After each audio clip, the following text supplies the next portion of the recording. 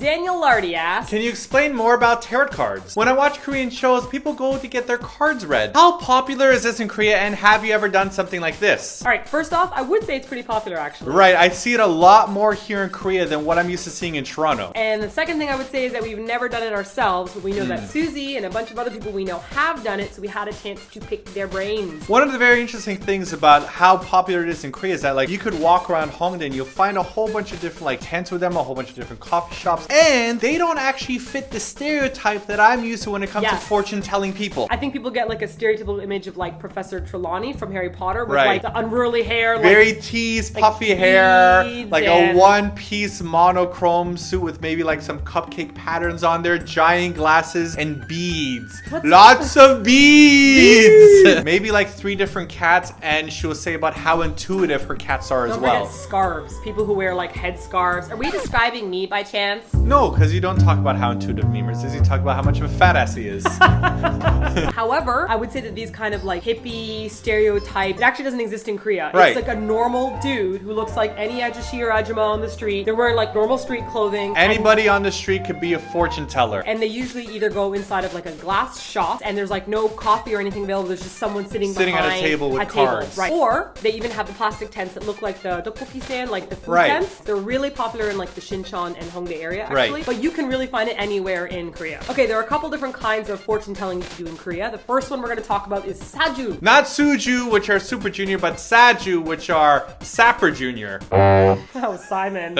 I predict more TV girls than Simon. I predict Simon will fart in the future. Saju will drool on someone's face. Saju is closer to like star chart reading when you talk about it in English. It's not like astrology, like when you're reading your sign, like Taurus, Aquarius. It's not like that. Right. So Saju is something that's like unchangeable. It's based on the year you're born, the month you're born, like the hour you're born. Right. And then it's combined with like what's happening that year. So for it's example, kind of like a numerology Yeah. combination thing in which gets like a final result that's like immutable for the year. Yeah, so it relates to apparently letters, and then those letters form combinations, which then have your future to be told for you. Kind of very interestingly related to the number 666. Back in numerology times, it was actually 616, which represented Nero, because Nero was a giant dickhead back in the day, but he was also Neron, so that extra N was 50 points, hence the 666, and you just got yourself a little history lesson.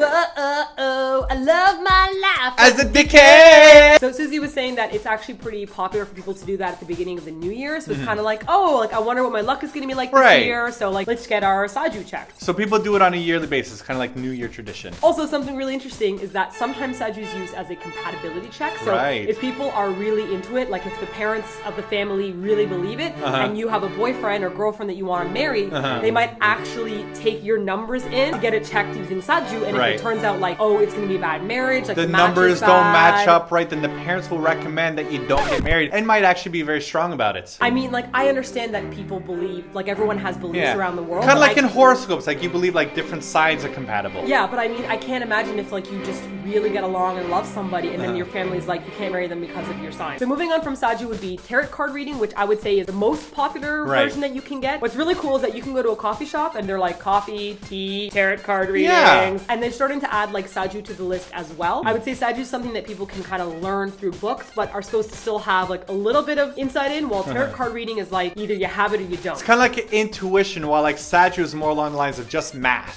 So tarot card readings are usually between like $7 to $15, depending on if it's in a coffee shop or if it's like on the street in a tent. And people use it for like the near future. So for example, it's near a lot of universities because students will go before their exams. Right, and they want to know how well am I going to do on this exam, or am I going to date this guy that I have a huge crush on? Yeah, I don't really know why you would check to see how you do an exam though, because it's like, did you study or not? Yeah. I mean, like, what if you just don't Hey, study? how about you stop spending your goddamn time getting your cards read and hit the textbook? Another fairly common one is palm reading. Like, we're pretty much all familiar with palm reading as well. It's called Songum. Now, we were talking about the different scope of each. So tarot card is usually for like short-term things. Saju is mostly for the year that you have, and palm reading is more along like a lifespan. So like Yeah. you're gonna have this many kids, or you're gonna have a long life or something along those lines. Now, apparently it's harder to find someone who just does palm reading, and I heard that a lot of the times that it's like service, which means like it's on the house or it's free. Right. If you do like Saju or tarot card readings, so they might be like, let's throw in a palm reading line.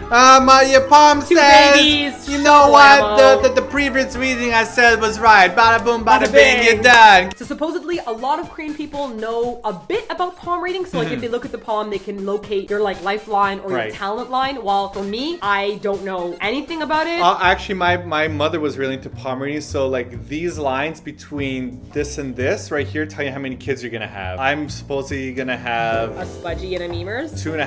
How do you know? So it's supposed to be your left hand. Oh, You've why? never done this before? No. Okay, so you... We better have 2.5 children. 2.5! Oh, bada boom, bada bing! Spudgy, Memers, and a hamster. Hamsters are quite tiny. They're like pretty much half a child. What's interesting about palm reading is that there's a rough equivalent in Korea to how, like, you know, like really cheesy pickup lines, like, what's your name, what's your sign, when guys try to pick up, like, ooh, I bet you an Aquarius, girl. They have something similar to that in Korea, which they don't ask you about your signs, but a guy might, like, hold your hand and he might, like, read your palm or something along those lines. But like, isn't it just an excuse to touch you? Like, it could be, you know, like, try to be, like, all sensual, like, you know what I see in your did you hands? say sensual? Sensual. It's sensuality. That's what it is. I'm pretty sure girls around the world all know that this is all cheesy.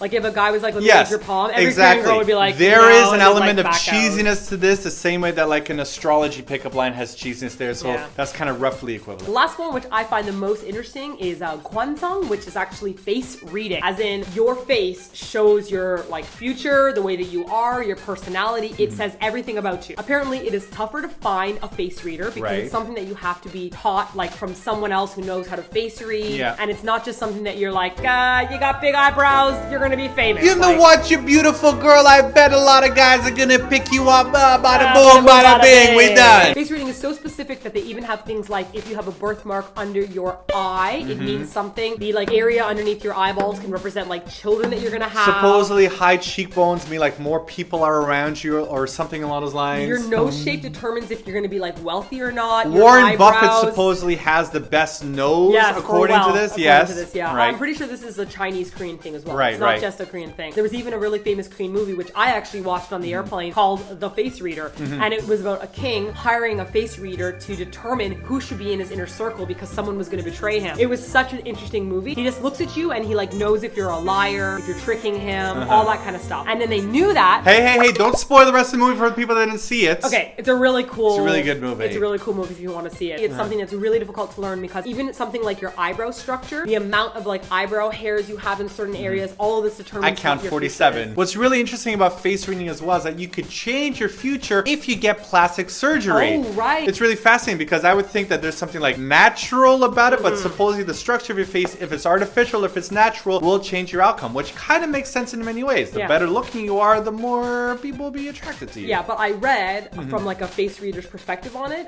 He basically said that he's concerned about people making these changes with plastic surgery because having a new face can change a new future. Right. And so they said you might get a nose which you think is pretty, but that nose might make you become suspicious looking. Like Right. someone who looks at you, they might be like, now you're not trustworthy. It's not necessarily even like a beauty look. It's like, for example, like Warren Buffett has a big nose. Right. He doesn't have a nose that He's creates not a people hottie, to go- though. Yeah, Right, exactly. yeah. But it doesn't matter because the way that his facial features come together, it represents someone who's wealthy and successful, and that's the way it will be. It's not just as basic as most beautiful people have best futures. There's a lot more subtlety to it than that. Yeah. We're going to talk about another one in our blog post, specifically shamans and their bodies being taken over by gods. It's a bit too difficult for us to get into this video, so make sure you click on the link here so you can read more about it. So here's my question for you guys. If you've been to Korea, have you ever gotten your fortune read by somebody? And if you're not from Korea, what's the fortune telling scene like where you're from? Is it looked down upon? Is it something that's common? Is it something that weirds you out? Let us know in the comments section. Or is it only crazy hippies that wind up doing it? Oh, poor crazy hippies. A couple TLDRs ago, we wound up talking about technology in South Korea and about all the things that fascinate us that are really cool and new here. On our website, Sweet Melodies left a comment about the technology where you drive up in a car and it tells you if there's a free parking spot. Turns out that Toronto's got that now. So Mississauga's Square One. Right. And then Yorkdale also has Right. it apparently. So that's really cool. On the other hand, Sweet Cherry wound up confirming what we wound up saying about Dubai, about how awesome their technology is as well. We were talking about parking technology. Supposedly in some malls in Dubai, the parking lots are so big that it's very easy for you to lose where your car was. So what winds up happening is when you drive in, like your license plate is taken a picture of, and then when you try to find it afterwards, you just type in your license plate into a touch pen and it'll tell you where your car is. That's amazing. That's really cool. No jetpacks though. One day. One day. Oh my god, I can't believe I actually forgot. There's a really important face reading thing that's happening in Korea as well. We were talking about like moles under the eyebrows, but supposedly in the middle of your forehead, if you wind up having like a scar that looks like a lightning bolt, you will defeat the one who cannot be named. Okay, alright, we're done here. I think it's called done here. Harry Potter.